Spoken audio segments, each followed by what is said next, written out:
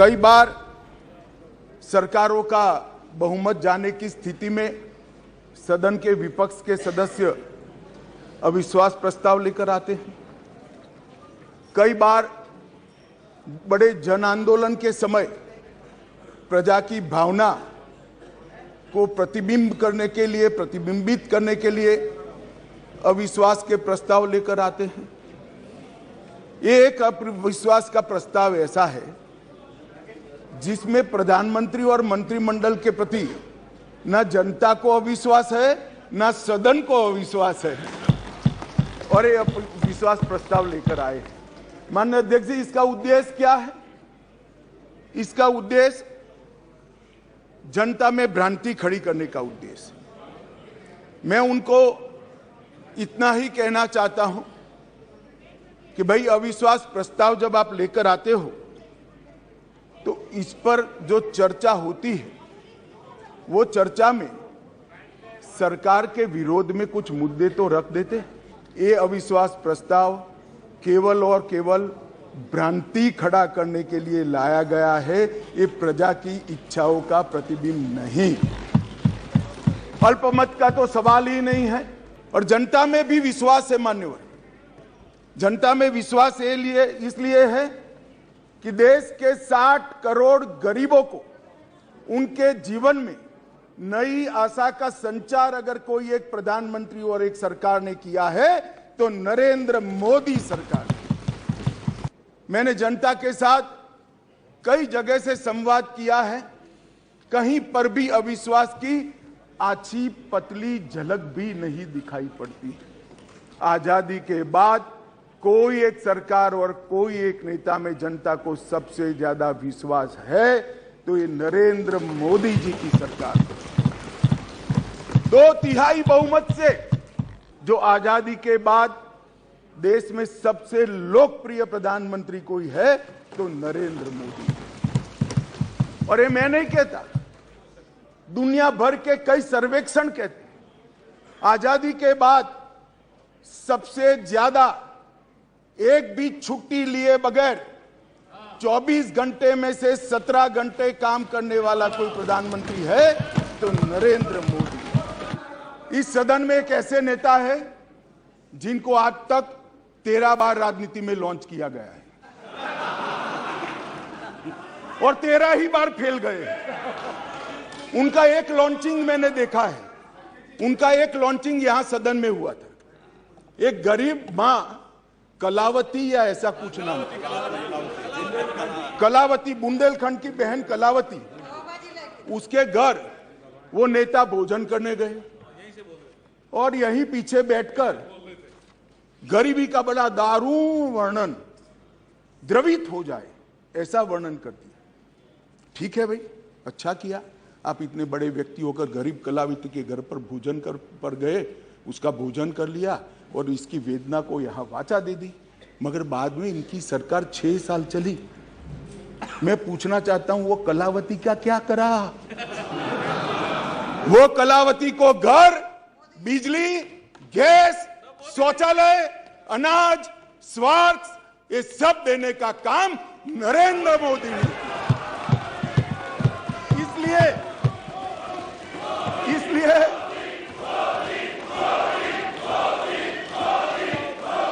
इसलिए जिस कलावती के घर पर आप भोजन पर गए हो, इसी को भी मोदी जी पर अविश्वास नहीं है, वो आज मोदी जी के साथ है। 14 से 19 तक राजनाथ सिंह जी ने और उसके बाद मैं गृह मंत्री बना हूं, मोदी जी के नेतृत्व में सातत्यपूर्ण तरीके से कश्मीर को आतंकवाद से मुक्त करने के लिए हमने काम किया। 40,000 लोग मारे गए कश्मीर में मान्यवर।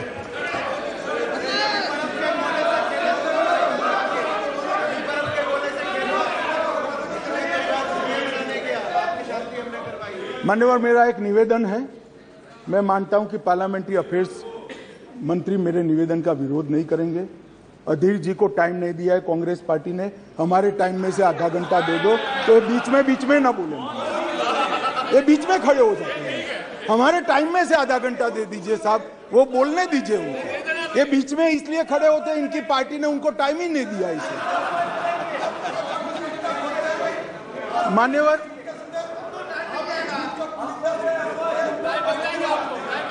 नहीं, कश्मीर तो सारी संसदीय समितियां गई है ना, कश्मीर देखा है ना सबने, माननीय गृह मंत्री जी।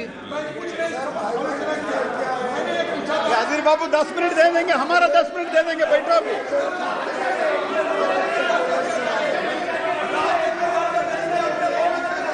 चलिए बेटे, आप क्यों खड़े हो, बैठिए। हाँ, मान्यवर, कश्मीर के अंदर परिवर्तन लाने वाला युगांतकारी निर्णय इस देश के सम्माननीय प्रधानमंत्री नरेंद्र मोदी ने किया। जवाहरलाल नेहरू सरकार की एक भूल थी।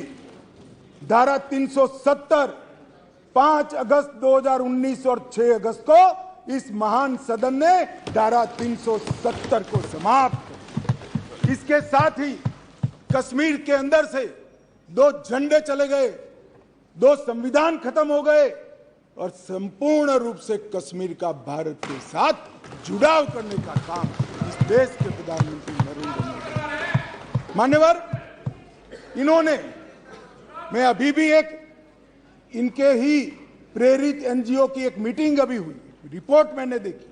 क्या रिपोर्ट कहते हैं? हुर्रियत से चर्चा करो, जमीयत से चर्चा करो, पाकिस्तान से चर्चा करो। हम ना हुर्रियत से चर्चा करेंगे, ना जमीयत से करेंगे, ना पाकिस्तान से चर्चा करेंगे। अगर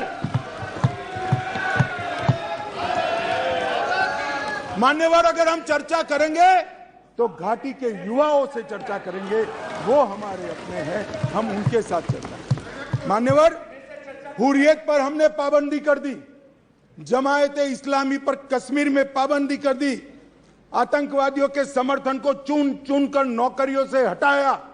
अब किसी भी आतंकवादी की मृत्यु का जनाजा नहीं निकलता है, क्योंकि जो जहां मारा जाता है वही दफन किया जाता है। 1,80,00,000 टूरिस्ट जम्मू कश्मीर गए हैं एक साल। 1,80,00,000। सिक्योरिटी फोर्स की मौतों में 56% कमी हुई है और स्टोन पेल्टिंग करने की किसी की हिम्मत नहीं है, हिम्मत। मान्यवर, इसी सदन में कहते थे जम्मू कश्मीर में धारा 370 हटाई तो खून की नदियां बह जाएगी, कंकड़ चलाने की हिम्मत नहीं है किसी की कंकड़ चलाने। ये नरेंद्र मोदी सरकार, और इसलिए मैं कहता हूं, आपको भले अविश्वास हो, जनता को तो विश्वास। 6 साल से, करीब 6.5 साल से मणिपुर में भारतीय जनता पार्टी की सरकार है। मणिपुर में भारतीय जनता पार्टी सरकार बनी तब से 3 मई तक एक भी दिन कर्फ्यू नहीं डालना पड़ा। मैं मेरी बात आग्रह के साथ कहना चाहता हूं, मणिपुर में भारतीय जनता पार्टी की सरकार के 6 साल पूरे हुए। 6 साल में मणिपुर में एक भी दिन कर्फ्यू नहीं डालना पड़ा। मणिपुर के अंदर एक भी दिन बंद नहीं रहा, मणिपुर के अंदर एक भी दिन ब्लॉकेड नहीं हुआ और उग्रवादी हिंसा लगभग समाप्त हो गई। ये 6 साल का भारतीय जनता पार्टी के शासन का इतिहास था।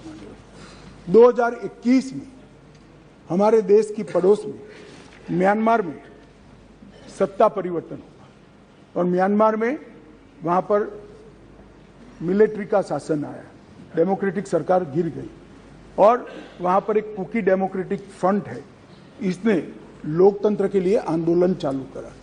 जब कुकी डेमोक्रेटिक फ्रंट ने लोकतंत्र के लिए आंदोलन चालू करा, वहां की मिलिट्री शासन ने इन पर कड़ाई करना शुरू की, दबिश बनाना शुरू की और चूंकि म्यांमार की बॉर्डर फ्री बॉर्डर है मान्यवर, वहां फेंसिंग नहीं है और आज से नहीं, आजाद हुए तब से नहीं है, फेंसिंग नहीं है, तो बहुत बड़ी मात्रा में मिजोरम और मणिपुर के अंदर कुकी भाइयों का वहां शरणार्थी नाते यहां आना शुरू हुआ।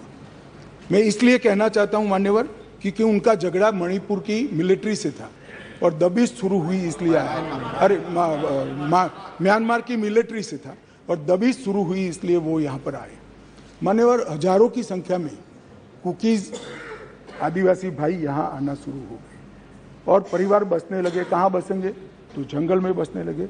और एक प्रकार से मणिपुर के बाकी हिस्सों में एक असुरक्षा की भावना हुई कि हमारी जनसांख्यिकी बदल जाएगी। हमने उसको देखा। उसी वक्त मान्यवर हमने गृह मंत्रालय में 2022 में निर्णय किया कि अब ये बॉर्डर को खुला नहीं कर सकते, बॉर्डर बनानी पड़ेगी, फेंसिंग करनी पड़ेगी। हमने 10 किलोमीटर फेंसिंग पूरी कर दी है, 60 किलोमीटर का काम चालू है और 600 किलोमीटर का सर्वे चालू है। आपने 2014 तक कभी फेंसिंग नहीं की। हमने दूरंदेशी से 30 में दंगे हुए, 21 में ही फेंसिंग का काम शुरू कर दिया था।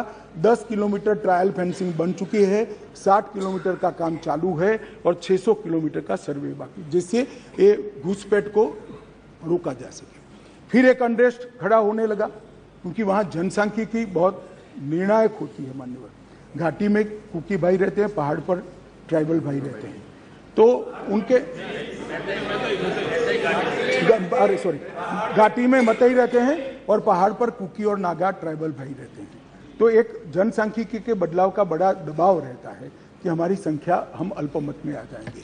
तो इसके लिए हमने लगभग जनवरी महीने से हमने वहां पर जितने भी शरणार्थी आए थे उनको एक परिचय पत्रक देने की शुरुआत की।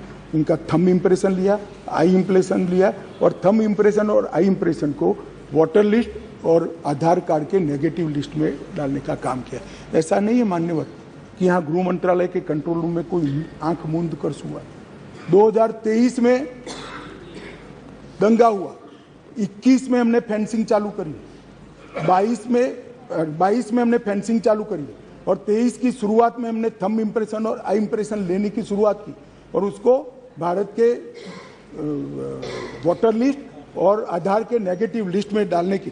फिर भी ये जिस प्रकार से संख्या बढ़ती गई, एक असुरक्षा की भावना मतई लोगों में फैलती गई मान्यवर।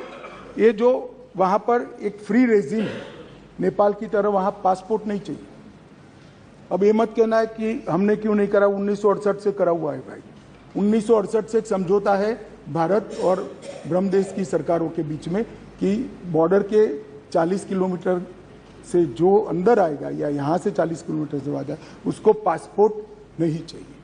ये समझौता है, किसी को रोकना भी असंभव था। और इतने हजारों किलोमीटर की बॉर्डर में बाढ़ भी नहीं लगी थी, फेंसिंग भी नहीं थी, तो संख्या बढ़ती गई और असुरक्षा बढ़ती गई। इतने में एक अफवाह फैल गई 29 तारीख अप्रैल को कि 58 ये वसाहतें जो थी शरणार्थियों की, उसको गांव घोषित कर दिया गया। अब गांव घोषित करने की अफवाह से ही घाटी में बहुत बड़ा अनरेस्ट शुरू हुआ मान्यवर। और वो अनरेस्ट को भी हमने माइक वाली जीपे चलाई, बताया गया कि भाई कोई गांव घोषित नहीं हुआ है, मगर अफवाहें जब फैलती है तब फैलती है अविश्वास का वातावरण। और घोषित जंगल गांव घोषित किया, जंगल गांव घोषित कर जो वसाहतें थी उसको, तो उनको लगा है परमानेंट अब यही बस जाएंगे, तो एक अनरेस्ट खड़ा हुआ। उसके बाद में आग में तेल डालने का काम हाईकोर्ट मणिपुर के अप्रैल महीने में आए हुए एक फैसले ने कहा, जिसने सालों से पड़ी हुई एक लंबित पिटीशन को अचानक चलाया।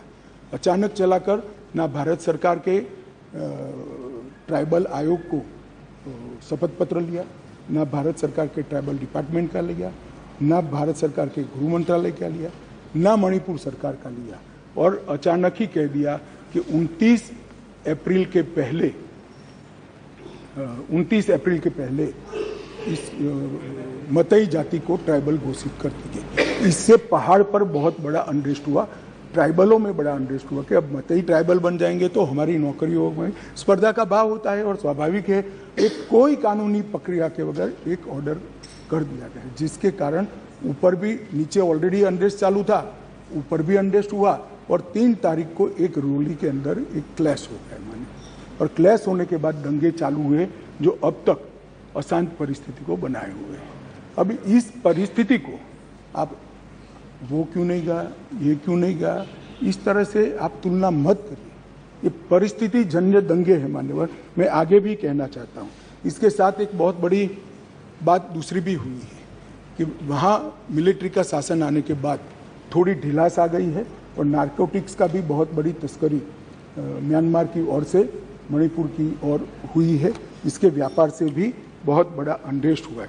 मगर जो क्लिंचिंग चीज थी वो कोर्ट का जजमेंट थी, उसकी अंतिम तारीख 29 मई थी और इसके विरोध में एक जुलूस निकला।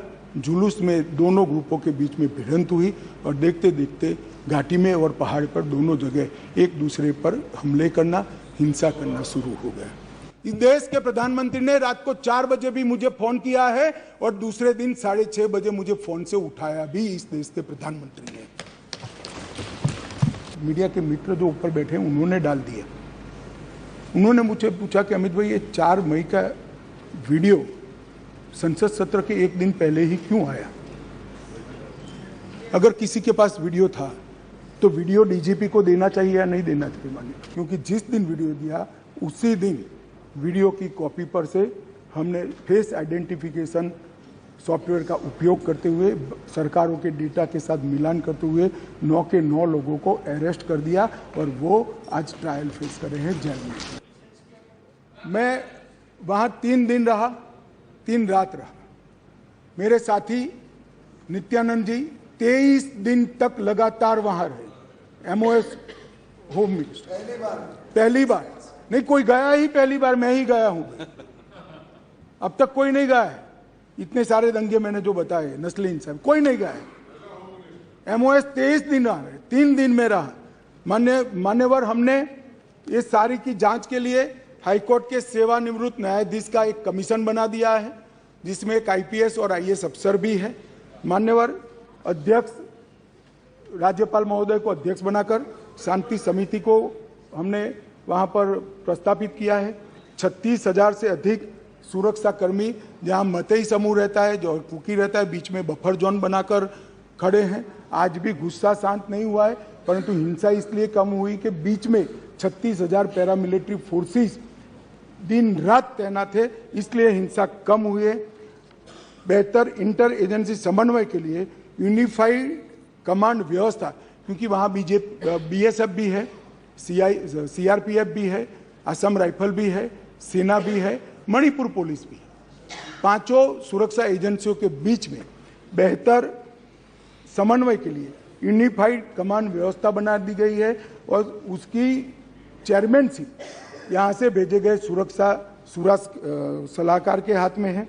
इस घटनाक्रम के पीछे षड्यंत्र वाले जो 6 केस रजिस्टर किए, 6 के 6 केस पहले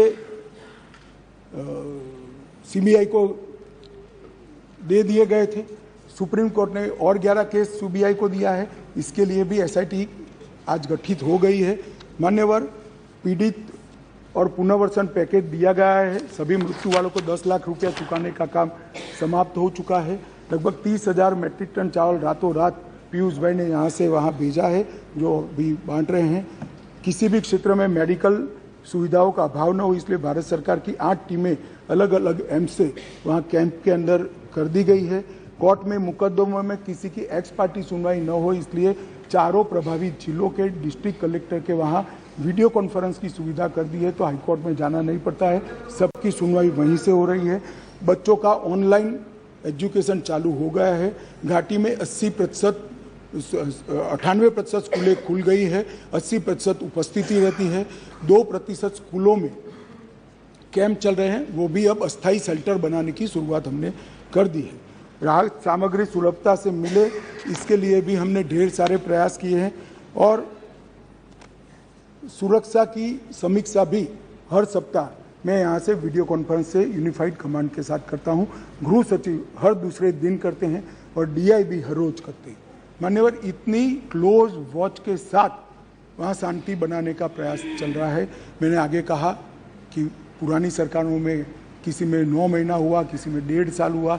मैं इतना जरूर कहना चाहता हूँ मान्यवर, कम से कम समय में ये हिंसा को शांत करने का काम हम कर पाएंगे, ऐसा मुझे भरोसा है।